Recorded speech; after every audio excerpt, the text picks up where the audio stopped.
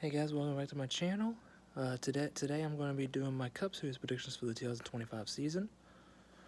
It's going to be probably the most anticipated season for the Cup Series in a little while, especially with the new TV deal with Amazon Prime and TNT Sports joining Fox and NBC for the portion of the schedule of the season. So it's gonna be interesting how the two new stations. Well, TNT's Tony was brand new. It's kind of back new. It's not what it used to be. But interesting to see how those two are gonna do, especially Prime with going to be full blown streaming for 5 races this year. So I'm interested how that's gonna be. And without further ado, let's get on with my predictions for the 2025 season for the all full-time drivers in the Cup Series. So first off, we're starting off with Trackhouse. They're going to have 3 full-time cars. We're going to have the 1 Wash Chastain, the 88 of Shane Van Gisbergen, who's going to be new to the team, and the 99 Daniel Suarez. And they're also going to be wanting a 4th car here and there. Majority of the season probably the 91 with multiple drivers. And also going to be bringing back the 87 for Connor Zillage at COTA, Circuit of the Americas. But we're going to start with Wash Chastain. The past 2 seasons, they've won a race in the playoffs when they're not eligible for the championship anymore. Chastain, 2023, they won the championship race at Phoenix, and then last year they won Kansas, which was in the round of 12. Yeah, it was beginning of the round of 12. So he was one of the more consistent drivers last year, but I missed the playoffs because of upset winners, pretty much. Definitely deserved to be in the playoffs for sure, along with Bo Walls and Chris Buescher. So, my prediction for Chastain, he should make the playoffs this year. He should definitely win a race, or maybe 2. But he's going to be struggling in the playoffs for, I think, to at least the round of 12, at least. Since the playoff tracks this year are going to be a little more tricky for Trackhouse likes, so it should be very interesting to say the least. Next is Shane Van Gisbergen, the Kiwi himself.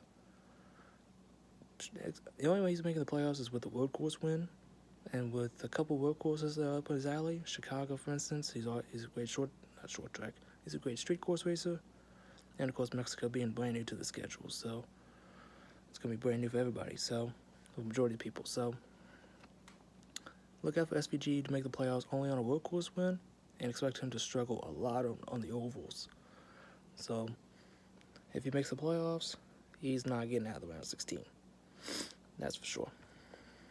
Next is Daniel Suarez, who just like last year, he was in a contract year, pulled off an upset win in Atlanta in the spring, and barely made the round of 12 somehow. Barely made it to the round of 12. And then he struggled in the round of 12, and ultimately got eliminated from the playoffs. He's in a contract year once again with Trackhouse. His seats he's a little hot. He's in the hot seat right now, so to speak, on whether they got young Protege and Connor Zillage waiting in the wings in the Nash Series, or they're gonna go with the veteran Daniel Suarez. And if they do go with Connor Zillage, if Suarez gets kicked out of Trackhouse, where's he gonna go? Where's he? What other opportunities he's gonna have? Because Trackhouse is like one of the more top tier cup rides, so to speak. So if Suarez gets kicked out for Connor Zillage, where's Suarez gonna go? Be interesting when silly season kicks off in 2025. I mentioned about Connor Zillage. He'd be making, I think so far he's only making 1 cup start, which is at COTA, Circuit of the Americas. Which, funny enough, that's where he made his Truck Series debut last year, and he performed really well. For Connor, I already mentioned about my predictions for him in the Match Series video, so go check that out if you haven't already. But for my predictions for Connor at COTA, I expect him to be fast. I don't expect him to win. I don't expect him to be top 5. I, however, would not be surprised to see him top 15 or even top 10. Because he's like SVG, he's a talented road course racer. I expect him to be right around in the top 10, top 15, but top 20 guaranteed. But don't expect him to win at Coda, and don't expect him to be a threat. And then for the 91 car, the Project 91 car, so to speak, they're back in 2025, starting off with Helio Castroneves in the Daytona 500. It'd be really interesting to see what names Justin Marks can get in that 91 car. It worked with SVG since he's now a full-time Cup driver. So, got started off with Helio Castroneves. I wonder who's going to be in the next, and going to be one of the next few drivers to be in that 91 car this year. Can't wait to see what track is going to cook up throughout the year. Next, we got Team Penske, starting off with the two Austin Cindric. He got a fluke win at Gateway last year. The only way, that was his only opportunity to make the playoffs. What else? That was pretty much his only highlight of the year. He finally showed up. He finally showed up when it mattered on a road course for once last year. So he's claimed to be a road course racer, and yet he has done nothing on road courses whatsoever, except the past two road courses at Watkins Glen and the Shard Oval. So he's in the seat right now because of his dad, who was a higher up person in the team, but neither here nor there. My predictions for Cindric: Penske's really good at super speedways. Expect him to be up there. Should expect him to be up there on road courses, but I don't know. He's claimed to be a road course racer and hasn't done anything. So Penske is also really good on the flat ovals. So expect like Gateway, for instance, although that's in the playoffs. So also New Hampshire as well. So the playoffs seem to be really good for Penske this year. So in terms of flat ovals. So we'll see what for Cindric, I really don't expect him to win a race unless it's like a super speedway or road course. And he could shock the world, make the round of 12 again, like he did this past year, but we'll see. If he does win, it's only going to be a super speed road course, but he's not going to make the playoffs otherwise. Next is Ryan Blaney. He's finished top 2 in the championship for the past 2 years. Won the championship in 2023 and finished one up last year with teammate Joe Logano. Expect him to win multiple races and expect him to make the playoffs, obviously. Expect him to make it to the round of 8, guaranteed, and maybe make it to the championship 4 again. And if he gets to the championship 4, look out. Like I mentioned, Penske is really good on the flat ovals, and they've got this playoff system figured out. They've won the last 3 championships, looking for 4 in a row. They are currently undefeated in the playoff era, the playoff next-gen era. Speaking of Joe Logano, he is the next driver up. Reigning champion. He's now a 3-time champion. 2 of the last 3 championships, like I mentioned, one by Logano. Blaney got the other one, 3 in a row for Penske. It's an odd number year, so don't expect Logano to shine like he does. So expect him to win maybe a race, maybe 2, only maybe a super speedway, or he could still win like he did in Nashville. So.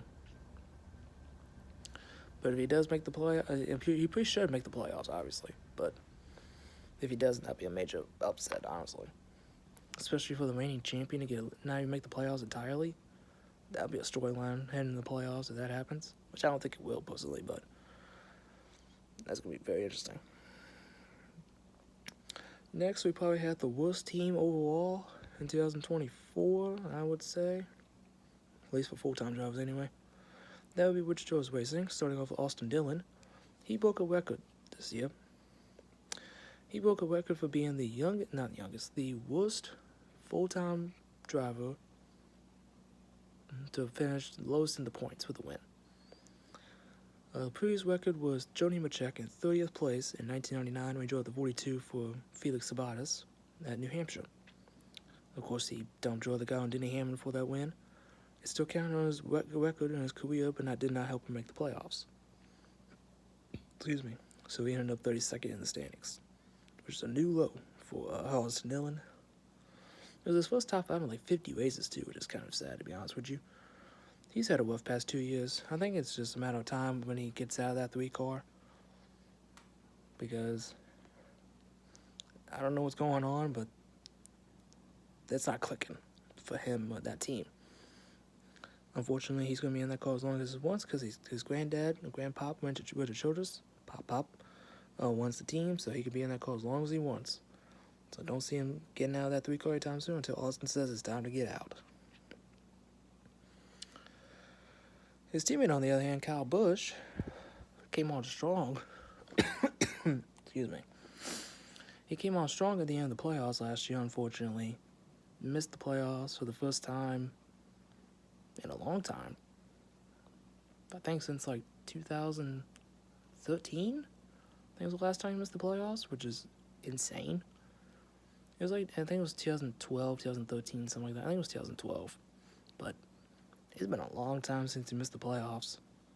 And it's the first time he's ever gone winless in his career, so he will officially hold the record for most consecutive years with a victory at 19, which is a record. He passed that last year with the King with Petty. Or 2023, excuse me. Maybe cool if he kept the big 2-0, but that's what it is. That record will never be touched, I don't think, personally. But for Kyle Busch, he needs a rebound. Like Suarez, he's on a contract deal with RCR. Be interesting to see where he goes for 2026. If he stays at RCR or he goes to another team like Trackhouse, for instance. But I think he'll get back to victory lane. I think he'll make the playoffs again. However, I don't think it'll be like 2023 where he started off red hot. I just think he'll be lucky to get 1 or maybe 2 wins at the most and make the round of 12. That's just my prediction for Kyle. And they're going to be running a 3rd car part-time. They announced this a while back, but they're bringing back the 33 on a part-time basis.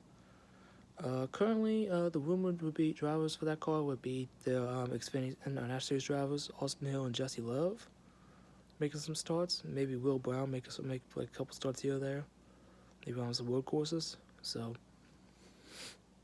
get some extra seat time for those drivers. It'll be really interesting and be really good for them, for young drivers, especially Jesse Love, if he does drive that 33 in Cup. Next is Front Wheel Motorsports, who I believe is one of those teams that is in the up and up, so to speak. They are getting better and better each year. Starting off with Noah Gragson driving the newly acquired 3rd charter for FRM in the number 4 car, bringing it over from Stewart House Racing, along with his number 10 team as well. My predictions for Noah. If he does win a race, it'll be on a super speedway. He has a great personality.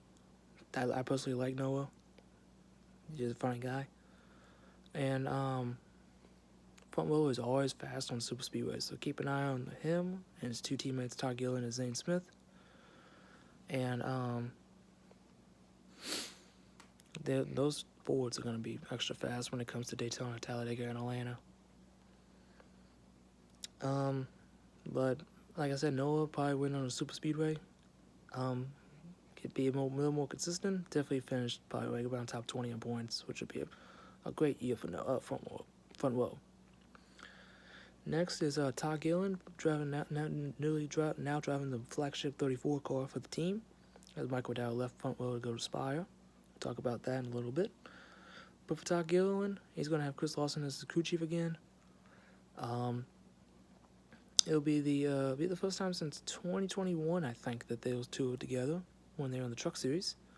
Only won 1 race together. So, but they also have a Cup star together too in 2023 at Talladega and drove the 36. So they got a little bit of experience together, but should be pretty good for Todd. Last year I think was a career year for him. So I think he'll continue that success into this year. Again, finished around top 20 in points. And like Noah, if he wins the race, he'll be on a super speedway. Because the past, last year at Atlanta in the spring, he was arguably the best car. Led like 60 laps or something like that. Finished 24th, I think, because, not 24th, like 26th, because I think he had a penalty or something. I don't know. I don't remember what happened, but Todd could have possibly won that race. So keep an eye on those Front Wheel cars. They're going to be a threat on super speedways this year. As for Zane Smith in the 38, he had in his year with Spire, he had an abysmal start to the year. He was like the worst car on track, and it was very sad to see. But once Chicago rolled around, or Nashville, he turned it up. That's for sure. He turned it up. Got a second place finish in Nashville. Got a fifth place at Watkins Glen, and I got a couple more top tens in there too. Eighth at Michigan, I'm pretty sure. And he showed that he really is a prospect, and it does have the talent to back it up. He just needed some time in the next gen car and got it going. Sucks that Trackhouse ditched him after 1 year, but it's what it is. I don't blame him. They wanted SVG over Zane, and I probably would have made the same call, honestly. But Front Row finally got what they wanted, which is both Todd Gilliland and Zane Smith. They've always wanted those two. I believe they said they did not want to give up Zane because he had so much talent, and they would have felt bad. They didn't want to hold him back either. So glad that Front Row was able to get what they both wanted, both Todd Gilliland and Zane Smith in their cars. And again, keep an eye on him on super speedways. Even on road courses, Zane's a really good road course racer too. So got a couple wins at Coda and trucks, so he's going to be a threat. He's going to have Ryan Burgundy as his crew chief, who was Todd Gilliland's crew chief. So they've worked a little bit together, like 5-6 races together. Got a top 10 at Charlotte in 2023, so they got a little bit of success together. So don't be surprised to see Zane winning the top 15, top 10 weekend every once in a while. Same with Todd and Noah. And expecting to be up front in super speedways again, because Front Row was really good than plate tracks. Now it's rumored that they might bring a fourth car to the table. What number that'll be, don't know. What drivers will be, don't know. I think it'll be the 36 if I had to guess. And probably be like Lane Riggs or Chandler Smith behind the wheel, since the truck series drivers. So that'll be really interesting to see if they do bring a fourth car. It's rumored to be right now they're bringing a fourth car, so it's not confirmed. So if they do bring that fourth car, that'll be really interesting to see. Next, we got the powerhouse of the Chevy camp, Hendrick Motorsports. Got Kyle Larson in the 5. Expecting to win multiple races, make the championship 4 as always. Always a threat week in and week out. Never count them out. Except super speed race. That seems to be his Achilles heel. Next is Chase Elliott. He had a quiet but consistent year. If it was 2003, 2004, he would have had a really good year. A great year, actually. But nowadays, it was kind of disappointing. Only one win when it came to Texas, and he didn't have the best car. His teammate Larson did. He did bring the speed again in the round of 8 at Martinsville and Homestead, but at that point, it was already too late. So hopefully Chase this year can get back into those multiple win categories, and hopefully for the past, 3 years now, he's been sitting at 7 career road course wins. Should have broken that record by now. should have like 2 or 3 wins taken away from on road courses. Because he's 1 win away from Tony Stewart, tying for second most on all-time road course wins with 8, and his owner Jeff Gordon has the most with 9. So he's definitely going to break that record at some point in his career. Should have done it by now, but he's getting there. They didn't call him the king of road courses for nothing. So, however, road courses are going to be more challenging this year with SVG and H. Allmendinger back up in the Cup Series. So, and Michael McDowell in a Spire car. So, and Connor Zilch making a one-off appearance too. So, it's going to be tough. Chase Elliott to get that record broken for road course wins. Speaking of William Byron, his next teammate, I think he won 3 races in the beginning of the year, and then he just fell off in the summer. It's kind of like Jimmy Johnson used to be in Shaq and House. They start off red hot in the beginning of the year, and then by the time the summer comes around, they're testing new stuff and not really leading as many laps, not really dominating as much as they used to. And then when the playoffs hit, boom, they're right back up front. That's kind of what William Byron is right now. He's like the new Jimmy Johnson. For some reason, they start off red hot, and then they get to the summer and they kind of fizzle out. They kind of fade off, and then by the time the playoffs come around, they're back up to where they were. Don't know why. I guess it's a team thing. I don't know, maybe it's just a Byron thing. I don't know. But for Byron, he had 3 wins last year. I expect him to win multiple races again. Definitely make the round of 8. He's made the championship 2 years in a row now, which is really impressive. He's definitely gonna be a threat. To finally get that spot of the championship 4 again. So don't be surprised to see William Byron be a threat for the championship this year. Next we got Alex Bowman. That fell off my knee. Next is Alex Bowman. He's been what do you call it? Obviously he's been a little bit overshadowed by his teammates, but he has talent. And he showed in the playoffs that he can definitely be the most consistent driver in the field. Except his team let him down at the short oval after race, but he definitely would have made the round of 8. He would have made the round of 8 if that penalty did not happen.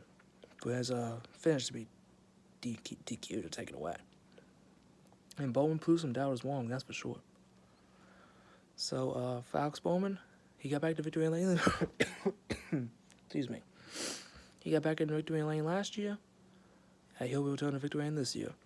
Don't think it'd be multiple wins like his teammates, but definitely at least one for sure. And definitely make the playoffs, definitely make the round of 12.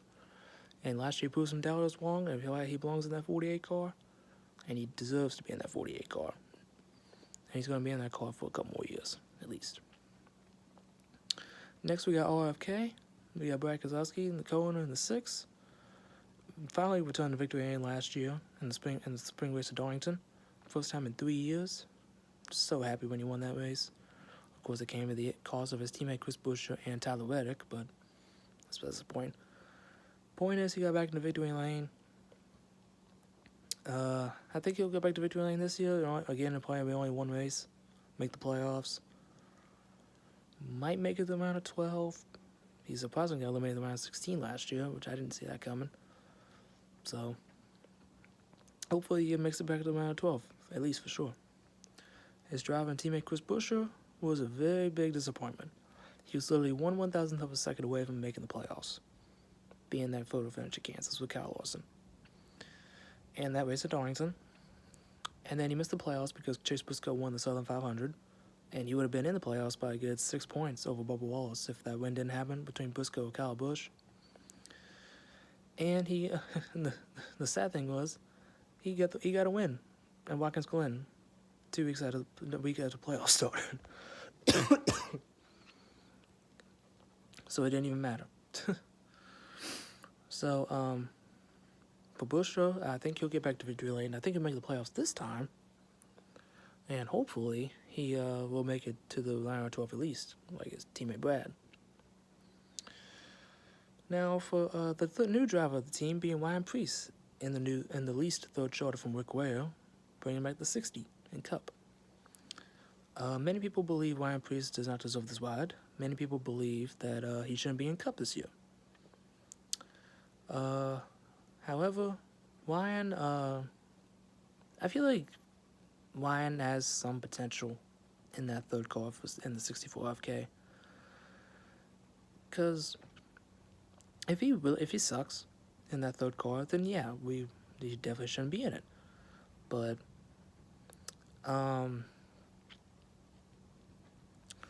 it just depends on how well he performs in that car. He's a really good short track racer, and with a car like RFK, he can definitely have some potential in that car, and maybe sneak into the short track win in the playoffs. However, I don't see him making the playoffs on points, personally. If he does make the playoffs, it'll be with a win, and I think he'll be around the top 20 in points. And if he does it better than he did in his 2 years at Haas, then that's a win within itself. Get some multiple top 5s, multiple top 10s. Maybe compete for a win here or there. If he does that, then that's a complete success. And kind of like front row, it's rumored that they will be bringing back a fourth car.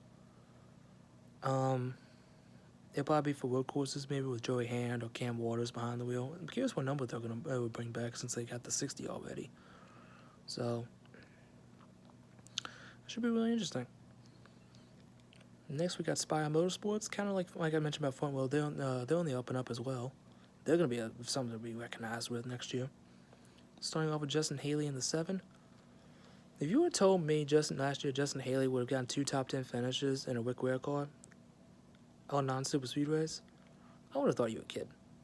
Because Justin Haley really put his name back out there on the prospect list. Because he delivered in that 51 car last year. 2 top 10s in that 51 at Gateway and Darlington, both 9th place results. 9th place finishes. 2 tracks that are very narrow and very technical tracks. And Justin Haley brought home a top 10 Rick Ware car. Very impressive. And then he got a top 10 in the Spire 7 at Talladega, coming home 7th. So that's also really good for him. So he got 3 top 10s last year with 2 different teams. That's also really impressive. He's got Rodney Childers as crew chief, which I think is a huge gain for Spire. A former champion crew chief, multiple wins with Kevin Harvick, and got a win with Brian Vickers in 2013 New Hampshire. Many people like to forget that. So Rodney knows what he's capable of. He's been at the top of the mountain before, and to help a young kid like Justin Haley get up to the next level, that's going to be a really interesting duo to watch. A young kid, Justin Haley, with a veteran crew chief, Rodney Childers. Do not be surprised to see him up front in super speedways. Do not be surprised to see him in the top 10 on ovals either. Don't even be surprised if he wins a race somehow. Do not be surprised, because Spire Motorsports has been getting better and better as the years been going on the past couple of years. They've been getting better, and it's only going up from here. Next, we got the new driver of the team, Michael McDowell, the second new driver. Had a career-high 6 pole positions last year, his first 6 poles in his whole career. He's bringing over Travis Peterson as his crew chief from Front Wheel Motorsports. I'm curious, though, if they're going to do that same unique strategy they did in Super Speedways, like in that 34, with going flat. Excuse me, going flat out in qualifying, going for the pole, or they can't do the same little trick, or they're just gonna do the usual Chevy strategy, like some do the go for the pole, and others just put some downforce in the car and start on like mid-pack or back of the pack. Because Spire last year, they all started the back of the pack, so I would not be surprised to see them do that exact same thing. Maybe not McDowell, but we'll see at Daytona. But for McDowell, expect him to be a threat for super speedways, expect him to be a threat on road courses. And don't be surprised to see him in the top 15, top 10 on an oval either. McDowell, over the past few years, has really gotten better and better as a driver, and a name that has been very recognizable. So, he always gets the most out of his equipment as well. So, don't be surprised to see McDowell win a race either. Excuse me. Next, we got your 2024 Rookie of the Year in the Cup Series, Carson Hocevar, who, he's either wrecking people under caution or absolutely out-driving the heck out of his equipment. Especially at Homestead, when he drove that 77 Spire car into the top 5 at Homestead, nonetheless, of driver's track. How does a kid like Carson Hocevar wheel that 77 car up to the front like that? And the crazy thing is, he finished 3rd at Watkins Glen, along with 5 other top 10s, as a rookie in the Cup Series. You can't tell me that this kid's got a bright future. Yes, he needs to be toned. He needs to be a little anxious. He needs to tone down his aggressiveness, because he does cause some problems on track. But this kid has potential. This kid has a future. And if he gets into a better car than Spire, maybe like a Hendrick car maybe in the future, look out. He's gonna be winning races. However, Spire I think will be his home for a while, I feel like. And my predictions for him, if he does get a win, I'm gonna be honest, it'll be an upset win. Definitely on a super speedway. But I feel like for Carson, he could basically win anywhere. Maybe not on a road course, but with the stacked field of workhorses, but definitely an oval, or he can sneak a win there, or definitely a super speedway because anybody can win there. So for Carson, he's got a high ceiling and a bright future.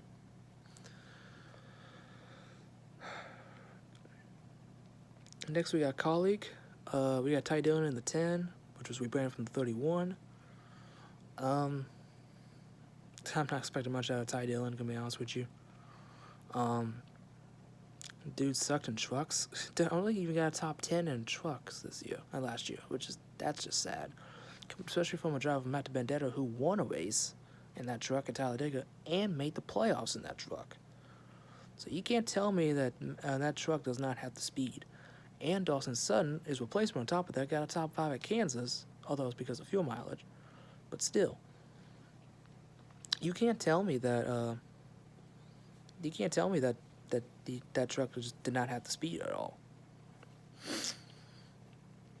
So my prediction for Ty Dillon, if he does better than Daniel Hemrick, which he had 4 top 10s last year, that's just honestly a win. If he does better than Daniel Hemrick, that's a win. Don't see him making the playoffs. Don't see him winning a race. He might be up for some super speedways, but that's it. I'm not expecting much out of Ty Dillon this year. His teammate AJ Allmendinger, on the other hand, back in the Cup Series after 1-year hiatus in Xfinity. My prediction for AJ, if he's winning a race, it's gonna be on a workhorse, just like SVG. He won the Charlotte Roval in 2023, his last full-time Cup season. He only won 1 race in the National Series last year, which was very disappointing, and it wasn't even on a workhorse. It was Las Vegas. So if AJ's making the playoffs, if AJ's winning a race, it's going to be on a workhorse. And he's not going to get far in the round of 16. He's going to be eliminated in the round of 16 if he does make the playoffs, honestly. So the only oval he seems to be really good at in the next gen is Homestead for some reason. Because when you think about it, 2 of his last 3 starts, he ended up in the top 10. He finished 3rd in 2022. I think he finished 9th or something like that in 2023. I can't remember. And then last year he finished, I think, 8th. So for some reason, AJ Allmendinger seems to be really good at the next gen Homestead. So I don't know why. Next we got Joe Gibbs Racing, the powerhouse for Toyota. Got Denny Hamlin in the 11, who had a couple sponsors leave him. Mavis and FedEx, the 2 notable ones. But he's been getting some sponsorship for the races this year, so that's good. He's going to have a new crew chief this year as Chris Capehart got promoted. He's going to have another Chris on the pit box, Chris Gale being his crew chief. So for Hamlin, definitely win a few races, definitely make the playoffs, definitely make the round of 8. Whether he breaks that barrier and make the championship 4 after missing it 3 years in a row is remained to be seen. And whether he will be a champion again, ever, remains to be seen. Because for some reason, the championship's just eluded him. No matter what. If he makes the championship 4, something happens to him in that race. Or he makes it a round of 8 and one of the races just ends up being a disappointment. Then he misses the round of 8, but he misses the championship 4 because of it. So expect him to make the round of 8, at least, for sure. And multiple wins. Next we got the new driver on the team, Chase Briscoe, moving over from Stewart House Racing and taking over the 19, replacing Warren Truex Jr. with James Smalls as crew chief.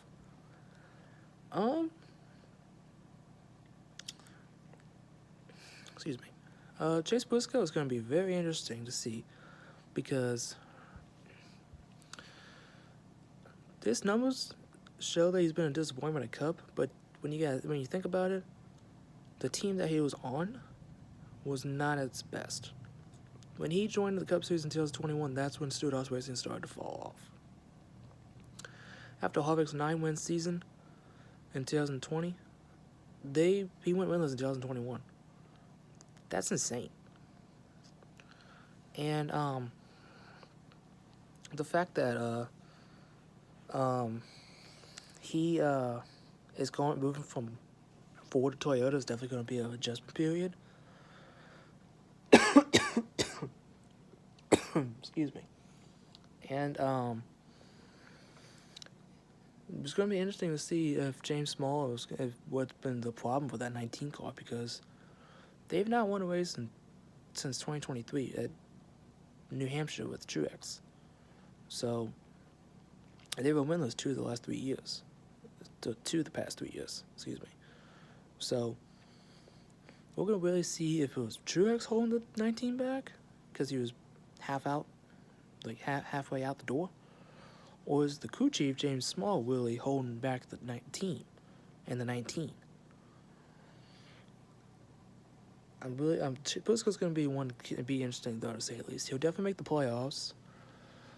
I feel like he can win multiple races. Definitely 2 or 3 for sure. Don't think it'd be a championship threat. Definitely make the round of 12 for sure. If he makes the round of 8, that'll be I think it'd be a win. But personally, I don't see Briscoe as a championship threat yet.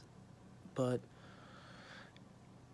excuse me, he's definitely going to be interesting to watch in that 19 car for sure, because he's going to go from he was at Haas, which is one of the bottom tier teams at Ford. Now he's going to be literally one of the best cars he's ever been in at Cup and a Toyota. So I'm really looking forward to see what Chase Briscoe can do in that car for sure.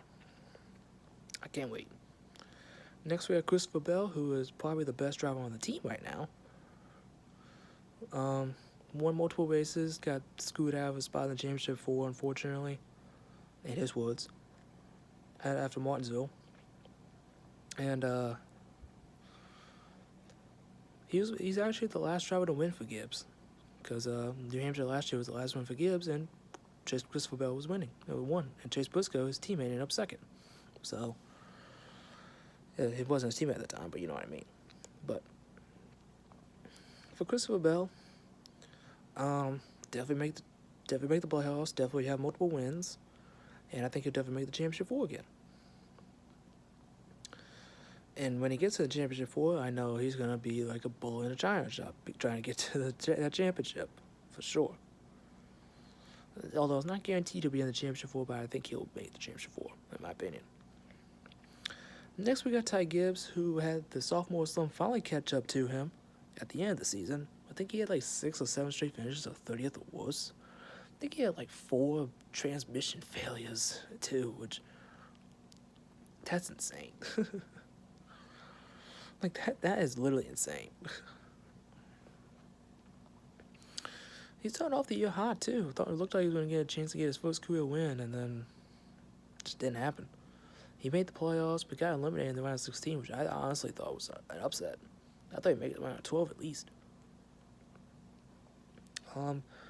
He's going to have a new crew chief this year with Tyler Allen, who they've only worked, I think, 1 race together, and that was last year in the National Series at Charlotte when Ty wasn't even scheduled to be in that race. So they got like no. They literally, this is gonna be literally the second time they're ever gonna be talking to each other like driver crew chief. So I think it's gonna be a little sloppy beginning of the year, but it's for some reason around the 100 race mark for driving their 3rd year. That's when they start clicking and get that first career win. William Bowen had it happen to him. Kyle Larson had it happen to him. I think Chase Elliott even too. And even Harrison Burton, who had that upset win at Daytona, he was also in his 98th or 99th start in Cup. So when Ty Gibbs gets around that 100th career start, expect him to be in victory lane not that long after. So I think he'll be making 100 starts at sometime like midway point of the year. So definitely see him winning a race. Definitely see him making the playoffs. And maybe get to the round of 12. I don't see him going to the round of 8, but definitely the round of 12 for sure. Next, we got Rick Ware Racing. For the Clash, they're going to have Tim Brown on the 15, but who also works for the team. But starting at Daytona, they're going to be rebranding the 15 to the 01 for Corey LaJoy, starting at the Daytona 500. For, I think like 10 races or something like that. I don't know exactly, but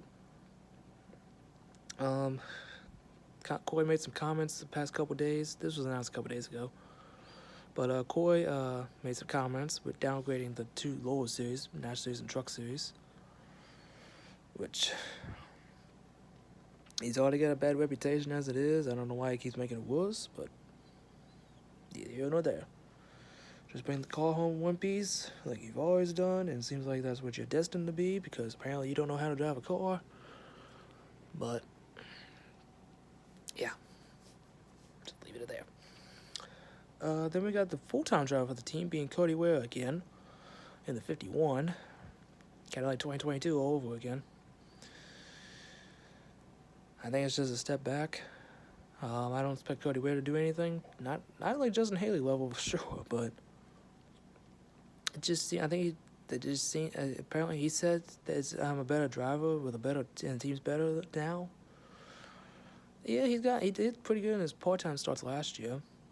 Got a top 5 Daytona coming on 4th, but I just don't see what Cody Ware can bring to the table.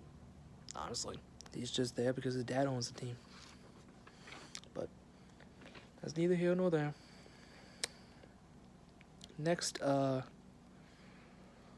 forgot to mention about Spire could also be rumored to be potentially wanting a 4th car too. So probably have like Roger Kuth or Corey Day behind the wheel. The number would probably 07 if I had to guess. But I just figured I'd throw that in real quick. For Hendrick prospects and all that. Next, we got Josh Berry in the 21 for the Wood Brothers. This is a driver that I'm really curious to keep an eye on, because we're going to see whether it was the team holding back Harrison Burton. No, not the team. It was either Harrison Burton holding back the team as a driver, or was the team actually that bad? So, Josh Berry is going to be really interesting to keep an eye on in that 21 car for the Wood Brothers. They got their 100th win with Harrison Burton, which I did not see that coming. I thought Josh Berry personally would get that 100th win, but I was wrong. I think everybody was wrong. So, my predictions for Josh Berry, I think he'll sneak a win in, maybe on a short track. Don't see him on a super speedway. Especially since the 21 car is technically a fourth Penske car. They're really good on short tracks, so maybe Josh Berry can be that driver to get the Wood Brothers the 101st win, not the 100th.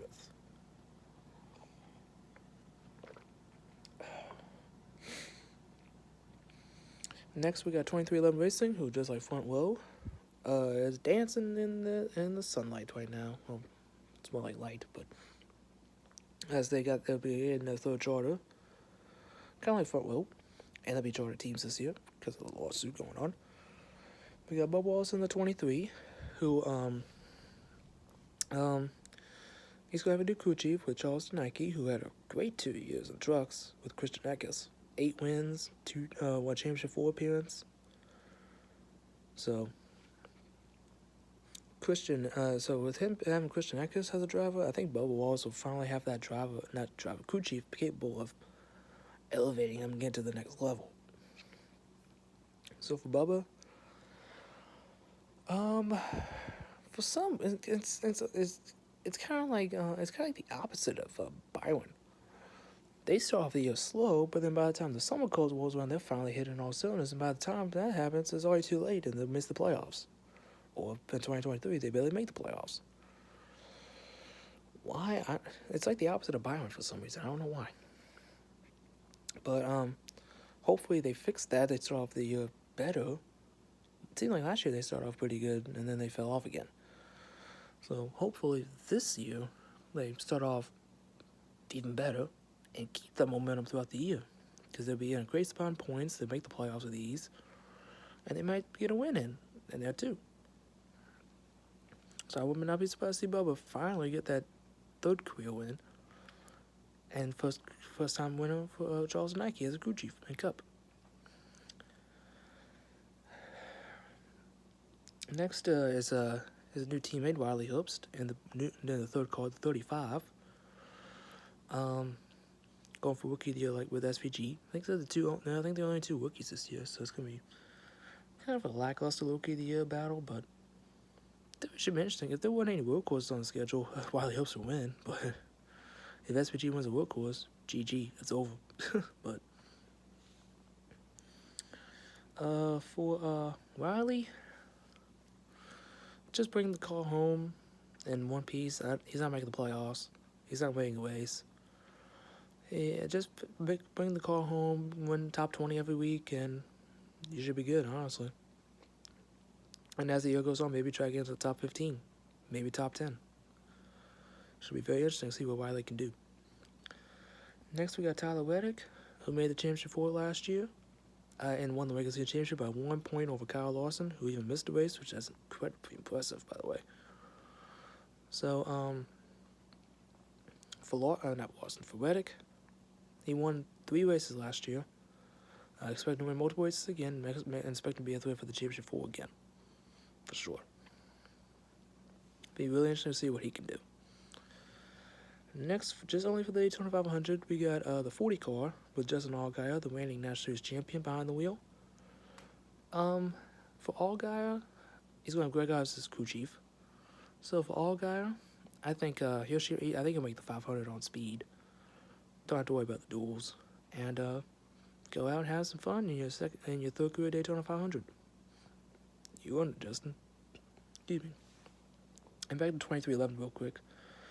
They might bring a 4th car out, maybe the 67. Don't think it'll be the 50 again. It'll probably be the 67. So expect Coy Hound to be in that 4th car part time. Excuse me, for multiple races, at least. Or he's running full time in trucks. Next, we got a Haas Factory team with Cole Custer moving back up to the Cup Series for the first time since 2022 in the 41. He's going to have Aaron Kramer as his crew chief, and from what Aaron says, Haas would be essentially like a 4th RFK car. So whatever that means, I don't know. But the 2020 National Series champion is back up at the Cup Series. My expectations for him, excuse me, if he makes the playoffs, it'd be a shock, honestly. I expect him to be running around the top 20 in points. Don't see him making the playoffs. If he wins the race, like I said, if he wins the race up here, upset, a shock. I think he'll be. I think he'll have some good ones throughout the year. Maybe he gets some top 20s, top 15s, maybe a top 10 here or there, but nothing special. And honestly, he deserves to be a Cup driver. Honestly, it's just I can only imagine if the rumors were true that he was going to a front row car. I can only imagine a Haas 34 or a Haas 38 on the track. That would have been even better, I think, honestly, for Cole, but you don't know there. Next for Legacy Motor Club, they were I think they might have taken the trophy for being the worst team on the track, unfortunately. Got John Nemechek returning to the 42 with Travis Mack as his crew chief. Just for the team as a whole, I hope they get better because their first year with Toyota was awful.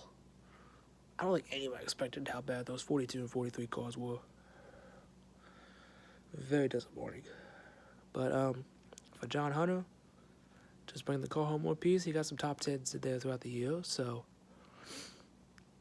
hopefully he gets some more top 10s out of it for sure. Don't think he'll win. Don't think he'll make the playoffs. Just get better as the year goes on.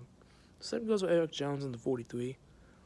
He'll be up front at super speedways, I think. Same with John Hunter. But he kind of has the same story. Just bring the car home one piece. If he does get a win, that'll be awesome. That'd be great for that team. Huge confidence boost. They need all the confidence right now. And hopefully they get up on their feet again, and hopefully show what they truly belong to be a Toyota team. And now we got the new majority owner of the team, Jimmy Johnson. He'll only be winning 2 races this year in the 84 car. He'll be attempting the Daytona 500, which I think he'll make it in through the duels. I don't think he'll make it in on speed, because Trackhouse and Gerald M are going to be threats. But I think he'll make the 500 only on duels, and he'll also be winning the Coke 600 as well. If he finishes on the lead lap in one of those 2 races, that's a win within itself. I think he also stated that Winning 3 cars really strains. Running a third car really strains on the team. So that's why I think he ran 9 races last year. That's why he's only running 2 this year. So focus on the 42 and 43, which is really good. That's what they need to do. Next, we got the 44 car, J.J. Yeley for NY Racing. Only been making the Daytona 500, or attempting to make the Daytona 500. I unfortunately don't think he'll make it because the duels and the qualifying is going to be powerhouse throughout the field. So, unfortunately, I think JJ is going to be one of the go homers for sure for the 500. Next, we got Hayek Motorsports. It's basically JTG Doherty, the 47 Ricky Sanchez Jr. They had an awful 2024, even though they won a race at Talladega in the fall.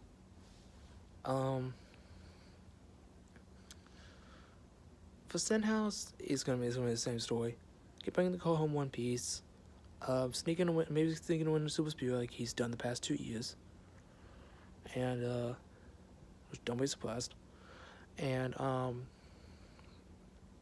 if he doesn't make the playoffs, he's not making another round of 16. That's just plain and simple. But for Stenhouse, he's definitely going to be winning top 20. Maybe get a top 15 here or there. Maybe a top 10, which would be an upset. So, just keep an eye on Stenhouse for being just there, unfortunately. Next, we got Team Amerivet. We got the 50, which currently only has Burt Myers for the Clash at the Bowman Gray, which is this weekend, actually, which I'm really excited for. And doesn't sound like they'll be making any star on the Daytona 500 at least. So, I don't think it'll make the Clash, but it'd be great for Tim Brown and Burt Myers, two Bowman Gray legends, trying to make the Clash, which that's going to be huge for those guys if they do make the Clash. So, looking forward to seeing those two legends of the track try to make a shot on one of the premier races in the schedule, being the Clash. It'd be really awesome to see that. Next, we got Tricon Garage making a one-off appearance, maybe, with Montrex Jr., with old veteran crew chief Cole Pond hopping on board with him in the 56. I think he'll make the Daytona 500, but I don't think he'll make it on speed. I think he'll make it into the duels. So, it'd be really interesting to see Truex continue that consecutive start streak. So I think he's like 6th or 7th, I think, all time right now. So, get one more up there before having to miss a lane, unfortunately. And it's also rumoured that Carl Edwards might make a return in that car, maybe on the road course or something like that. So, whether that's true or not remains to be seen, but I won't believe it till I see it, that's for sure. Next, we got Beard Motorsports, the Super Speedway young Super Speedway powerhouse team, with Anthony Alfredo once again trying to make the Daytona 500 for the second year in the row in 62. Last year he made it on speed. This year, I unfortunately don't think he'll make it. Definitely not on speed, but maybe through the duels. It's a stretch, but I personally don't think Anthony Alfredo is going to make the Daytona 500 this year, unfortunately, just without the open cars to stack this year. For the NBC Motorsports, 66 of Garrett Smithley. He'll be winning that car for the Clash, and Chandler Smith will be in that car for the Daytona 500. I don't think he'll make the Clash, but for the Daytona 500 it's going to be very interesting because Chandler Smith is a front-wheel driver, and the 66 is a forward. It's rumored that front wheel might actually be helping out that 66 car since Chandler Smith drives for front wheel.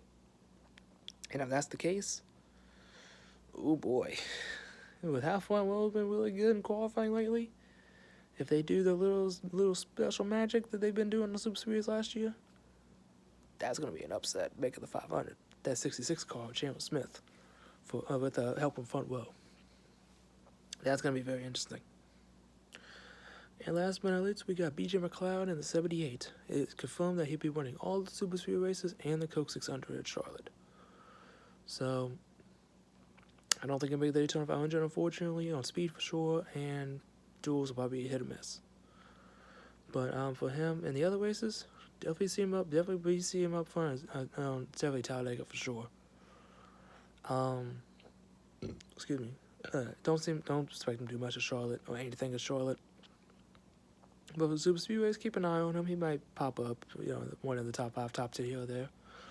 He might not finish there, but he definitely be a definitely good story to watch and see throughout the race. And with that, that is the 2025 Cup Series predictions.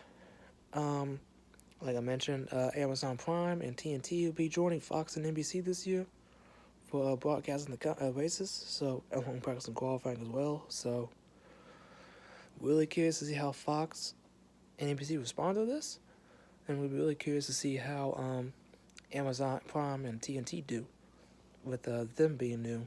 And I'm also really curious to see how those 5 races on Prime are gonna do, since it's gonna be streaming only. That's gonna be like an interesting to say the least. That's gonna do it for me, y'all. Don't forget to comment, like, subscribe to the video, ring the bell so you can notify of an upload. Let me know in the comments what you think about my predictions, and also leave your predictions in the comments down below. What do you think? What do you think the drivers are going to be doing for the 2025? And your opinions? And let me know who you got your eyes on this year in 2025 in the Cup Series. Do you have your eyes on Chase Briscoe and his new home in JGR? Do you have your eyes on Legacy Motor Club? Hopefully they get better for 2025. Do you have your eyes on SPG possibly sneaking in a win on a road course? What's going to happen with Daniel Suarez with Trackhouse? If he stays at Trackhouse, if he leaves Trackhouse, same with Kyle Busch with RCR. So let me know all your thoughts in the comments down below. Alright guys, I'll catch y'all in the next one. And be on the lookout for some Bowman Gray predictions and Go-Homers coming up this weekend. And my reaction as well on sometime during the week. And can't wait to get 2025 underway. Looking forward to it. Been waiting for the past month. Glad to see it. Can't wait. Can't wait for Bowman Gray. Alright guys, I'll catch y'all in the next one. See ya.